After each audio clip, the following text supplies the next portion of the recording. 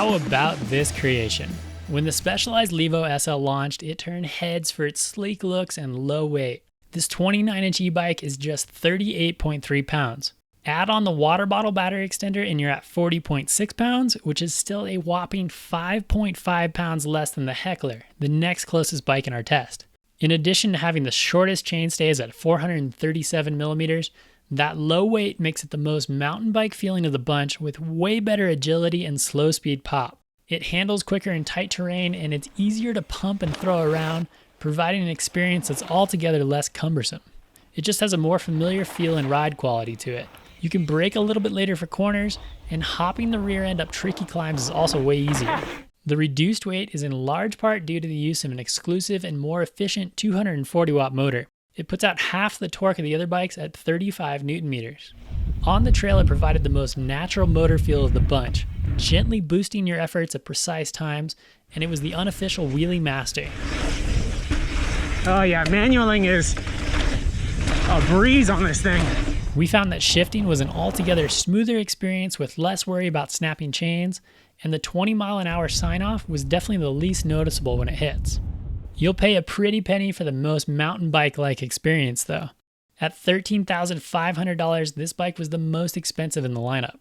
Now, some of you might say that we should have opted for Specialized full-size Levo with a bigger motor, but we were just too curious not to include the Levo SL. What if this new bike could win us over as longtime mountain bikers and hang with the bigger e-bikes?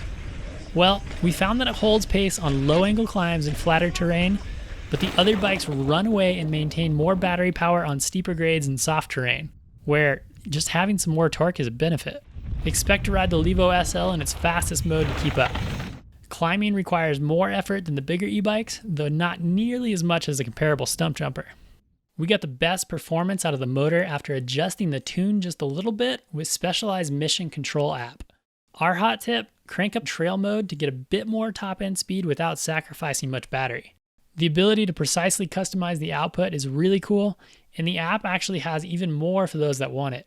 There's a stealth mode and a battery minder. Battery life was actually really good considering the smaller 320 watt-hour size that's in the down tube. With the 160 watt-hour edition, you're up to 480 watt-hours, which is nearly the same as the Santa Cruz. The extender bottles do seem to go really fast though. We also noted a pretty drastic reduction in the pedal assist as the battery power drops to 2 bars.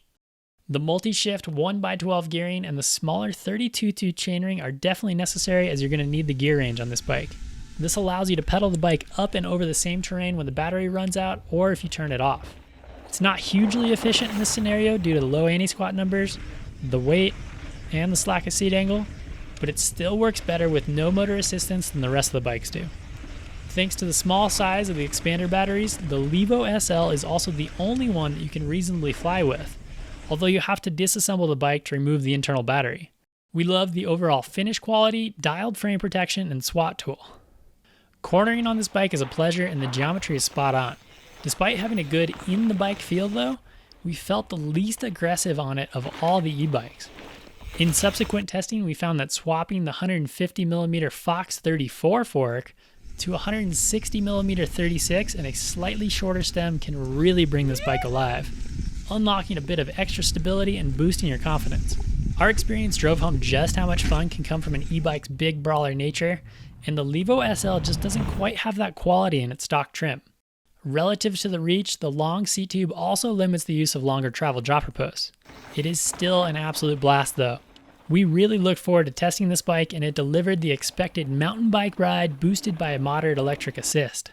If you want to feel like you're still earning your climbs and retain a familiar, nimble feel, the Levo SL is the weapon of choice. Be sure to head to vitalmtb.com for a full spec comparison, suspension analysis on all of the bikes, and relative performance ratings.